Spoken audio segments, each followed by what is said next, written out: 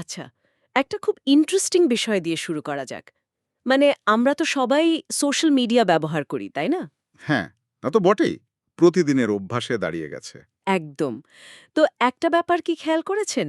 ওই যে সোশ্যাল মিডিয়ায় যেসব কাপল বা যুগল সবচেয়ে বেশি মানে একদম নিখুঁত, হাসিখুশি আর রোমান্টিক ছবি পোস্ট করে।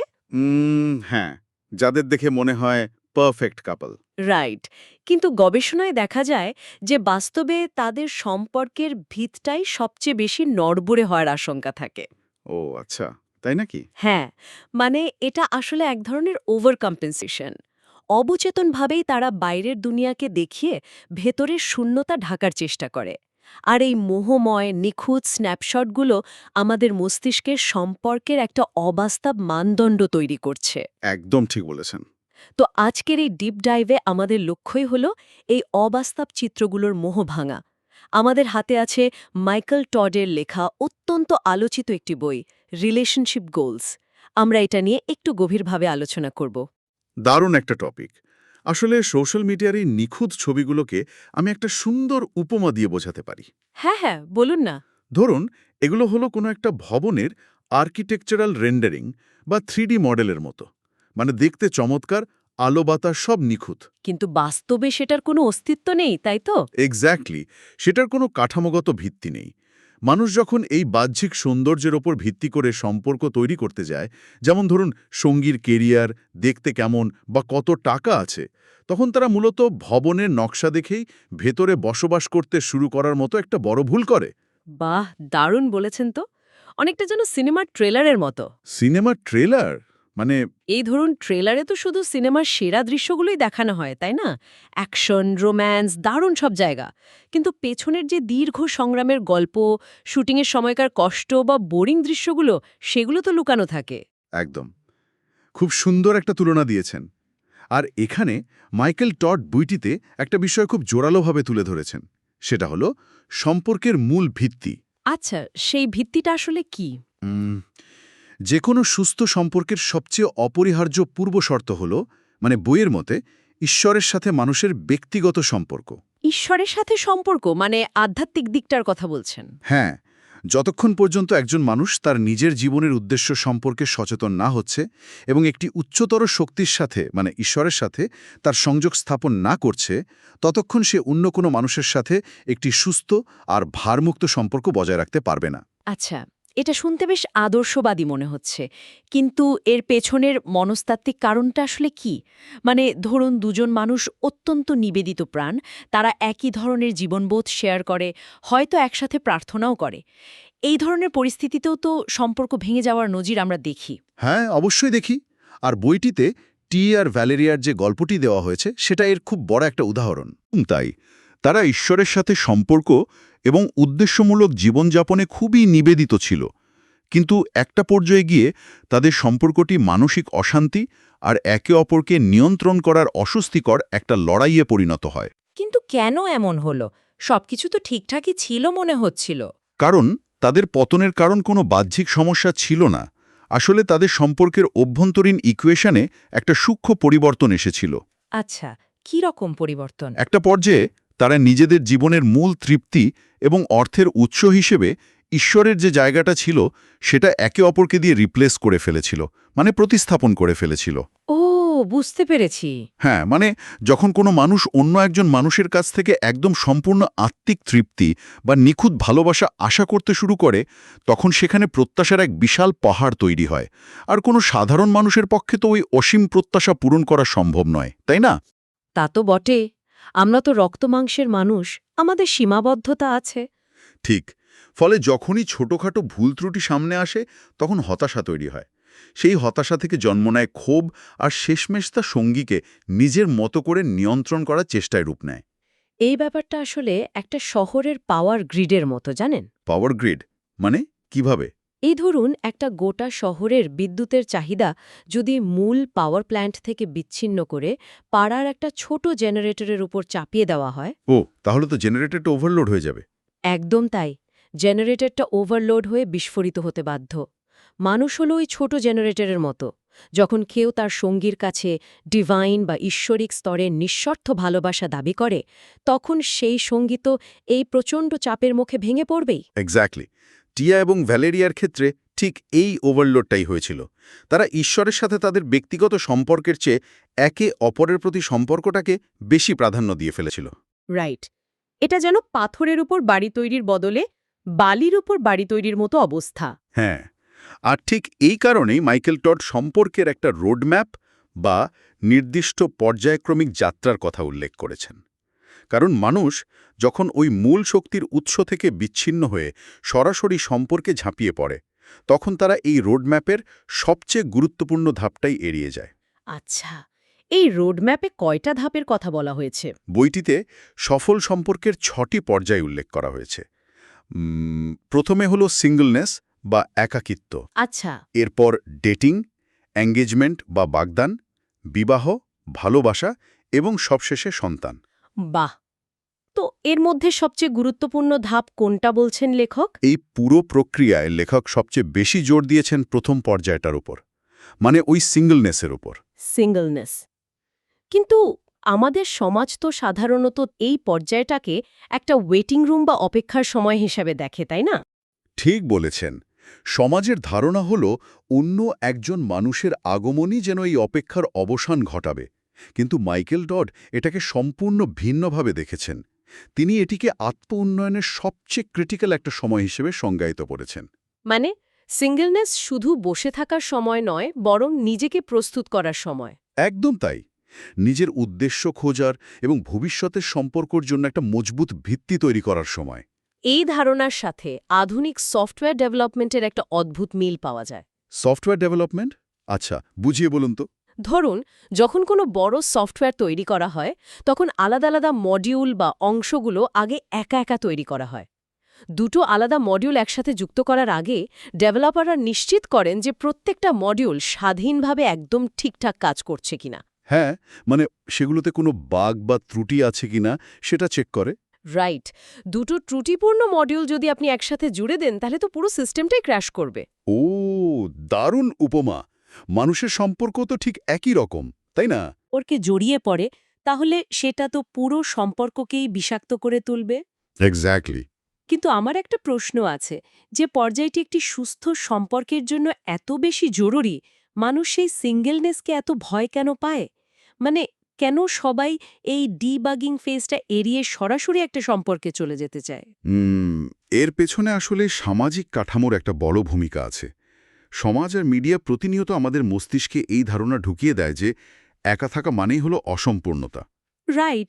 তুমি একা কেন, এই প্রশ্নটা তো হরহামেশাই শুনতে হয়। হ্যাঁ, আর এই সামাজিক চাপের কারণেই মানুষ নিজের সত্তাকে চেনার আগেই ওই শূন্যতা পূরণের জন্য মরিয়া হয়ে ওঠে।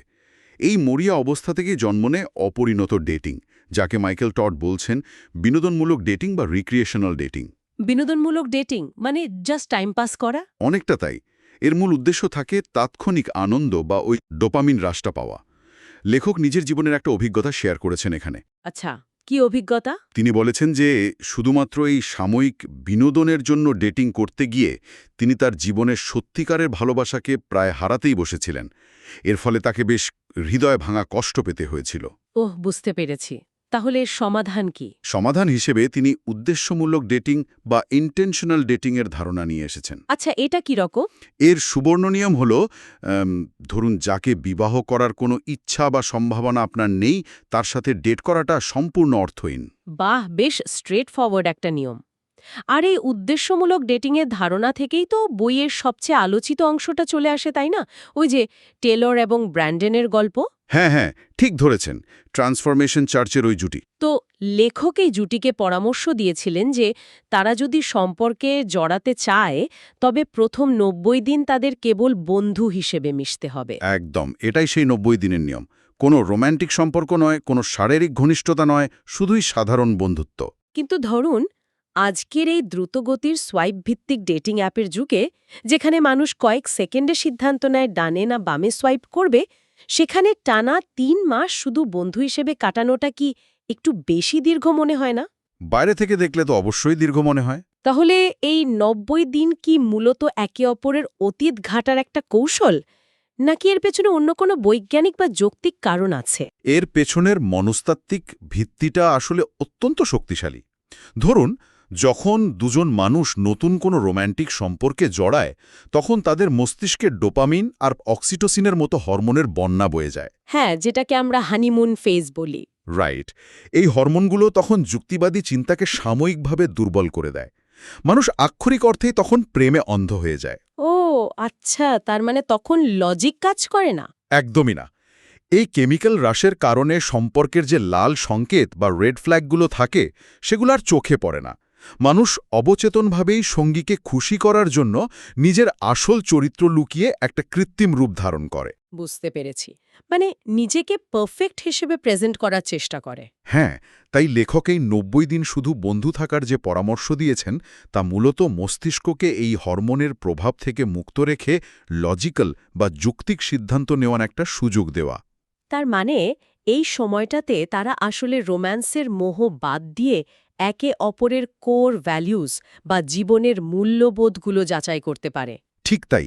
ধরুন, আর্থিক ব্যবস্থাপনা নিয়ে তাদের ধারণা কি, পরিবার নিয়ে দৃষ্টিভঙ্গি কেমন, বা ঈশ্বরের প্রতি তাদের বিশ্বাস কতটা গভীর, এই বিষয়গুলো তখন কোনো ধরনের আবেগীয় চাপ ছাড়াই আলোচনা করা যায়। আর রোম্যান্সের প্রলেপ না থাকায় তারা এটাও দেখতে পায় যে মানুষটা সত্যি রাগের সময় কিভাবে আচরণ করে, তাই না? একদম। অথবা চাপের মুখে সে কতটা ভেঙে পড়ে। এই ৯০ দিন পর তারা ওই লজিক্যাল ডেটার উপর ভিত্তি করে সিদ্ধান্ত নিতে পারে যে তারা কি ডেটিং চালিয়ে যাবে নাকি এখানেই বন্ধু হিসেবে থেমে যাবে। সত্যি এটা দারুণ একটা ফিল্টারিং মেকানিজম। আচ্ছা, ধরুন এই ফিল্টারিং মেকানিজম কাজ করল। তারা উদ্দেশ্যমূলক ডেটিংয়ের পর্যায়ে পার করে বিবাহ বন্ধনে আবদ্ধ হল। আচ্ছা। তো আমাদের সমাজের প্রচলিত ধারণা অনুযায়ী বিবাহিত জীবন মানেই তো ফিনিশ লাইন বা চূড়ান্ত গন্তব্য। ওই যে রূপকথার গল্পের মতো, এবং তারা সুখে শান্তিতে বসবাস করিতে লাগিল। হ্যাঁ, ছোটবেলায় ওই বারবি আর ক্যান পুতুল নিয়ে খেলার সময় থেকেই তো আমাদের মনে এই ধারণাটা ঢুকে যায়। কিন্তু ঠিক এই জায়গাটিতেই সবচেয়ে বড় বিভ্রম তৈরি হয়। বিভ্রম কেন বলছেন এ কথা? কারণ সমাজ বিবাহকে একটা সমাপ্তি রেখা হিসেবে উপস্থাপন করলেও মাইকেল টডের মতে বিবাহ কোনো ফিনিশ লাইন নয়, এটি হলো স্টার্টিং লাইন বা শুরুর রেখা। মানে আসল খেলা বিয়ের পর শুরু হয়। এক্স্যাক্টলি। দীর্ঘমেয়াদী সম্পর্কের আসল কাজটা বিয়ের পরেই শুরু হয়। অনেকেই মনে করেন বিয়ের পর সম্পর্কটি স্বয়ংক্রিয়ভাবে চলতে থাকবে। হ্যাঁ, এটা একটা কমন ভুল ধারণা। হতে থাকে। ফলে সম্পর্কের ভেতরের যে আগুন বা প্যাশন তা ধীরে ধীরে নিভে যায়। এই পরিস্থিতিটাকে অনেক ক্ষেত্রে স্টার্টআপ কোম্পানির আইপিও বা শেয়ার বাজারে যাওয়ার সাথে তুলনা করা যায়। আইপিও? আচ্ছা, ব্যাপারটা একটু খুলে বলুন তো। মানে অনেক উদ্যোক্তা মনে করেন আইপিওতে চলে যাওয়া মানেই চূড়ান্ত সফলতা। ফান্ডিং পাওয়া হয়ে গেছে, এবার বুঝি রিল্যাক্স করা যাবে। হ্যাঁ, সাধারণ ধারণা তো এমনই। কিন্তু বাস্তবে আইপিওর পরেই কোম্পানির আসল চাপ শুরু হয়। শেয়ার হোল্ডারদের কাছে জবাবদিহিতা বাড়ে এবং প্রতিনিয়ত নতুন ইনোভেশন বা উদ্ভাবন চালিয়ে যেতে হয়। বাহ, দারুণ পয়েন্ট। বিবাহিত সম্পর্ক ঠিক তেমন। বাগান করার মতো ব্যাপার আর কি। গাছ লাগানোর পরে দায়িত্ব শেষ হয়ে যায় না, প্রতিদিন পানি দিতে হয়। এটি টিকে থাকে প্রতিনিয়ত একে অপরের প্রতি নতুন করে মনোযোগ দেওয়ার মাধ্যমে। একদম ঠিক বলেছেন। আর এখানে বইটিতে একটি খুব চমকপ্রদ এবং আপাত দৃষ্টিতে সাংঘর্ষিক কথা বলা হয়েছে। সাংঘর্ষিক কি সেটা? লেখক বলেছেন, বিবাহিত সম্পর্কের ভেতরে থেকেও নাকি একজন মানুষকে তার সেই সিঙ্গলনেস বা একাকিত্বের চর্চা চালিয়ে যেতে হবে। ওয়েট, গভীরভাবে প্রতিশ্রুতিবদ্ধ একটা সম্পর্কের মধ্যে থেকে একজন মানুষ কিভাবে নিজে সিঙ্গলনেস বজায় রাখতে পারে? এতে কি দুজনের মধ্যে দূরত্ব তৈরি হওয়ার কথা নয়? শুনতে সাংঘর্ষিক মনে হলেও এটি আসলে দীর্ঘস্থায়ী সম্পর্কের অন্যতম গোপন সূত্র। এখানে সিঙ্গলনেস বজায় রাখা মানে কিন্তু এই নয় যে সঙ্গীকে বাদ দিয়ে পুরোপুরি আলাদা একটা জীবনযাপন করা। তাহলে এর মানে কি? এর মানে হল বিয়ের পরও নিজের ব্যক্তিগত বৃদ্ধি বা পার্সোনাল গ্রোথ বন্ধ না করা। এটি হলো অনেকটা একটি ডুয়াল কোর প্রসেসরের মতো। ও আচ্ছা, ডুয়াল কোর প্রসেসর। হ্যাঁ, দুটো কোর স্বাধীনভাবে কাজ করে, নিজেদের মতো করে ডেটা প্রসেস করে, কিন্তু শেষ পর্যন্ত একটা একক সিস্টেমে চমৎকার আউটপুট দেয়। রাইট। বিবাহিত সম্পর্কে যদি একজন তার নিজের দক্ষতা বাড়ানো, শখ বা মানসিক স্বাস্থ্যের যত্ন নেওয়া বন্ধ করে দেয়, তবে সে ক্রমশ একটা স্থবির মানুষে পরিণত হয়। মানে সিস্টেমের একটা কোর যদি আপডেট করা বন্ধ করে দেয় তবে তো পুরো সিস্টেমটাই ল্যাগ করতে শুরু করবে। একদম তাই। নিজে ভেতর থেকে সতেজ না থাকলে সম্পর্কের ভেতরে আপনি নতুন কোনো শক্তি বা ভ্যালু যোগ করবেন কিভাবে?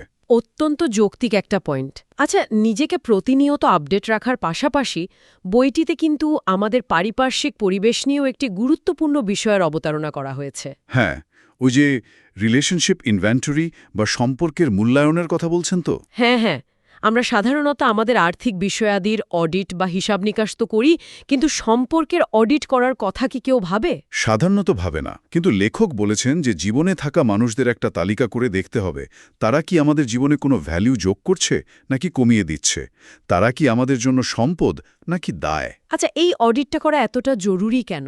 কারণ মনস্তত্ত্বের ভাষায় একটা কথা আছে, ইমোশনাল কন্টিজিয়ন বা আবেগের সংক্রমণ। আবেগের সংক্রমণ। হ্যাঁ, মানুষ অবচেতনভাবেই তার চারপাশের মানুষদের আচরণ, চিন্তা এবং মানসিকতা দ্বারা প্রভাবিত হয়। চারপাশে যদি এমন মানুষ থাকে যারা প্রতিনিয়ত হতাশাজনক কথা বলে, অন্যের সমালোচনা করে বা ঈশ্বরের পথ থেকে দূরে সরিয়ে নেয়, তবে সেই নেতিবাচকতা সম্পর্কের ভেতরেও প্রবেশ করে।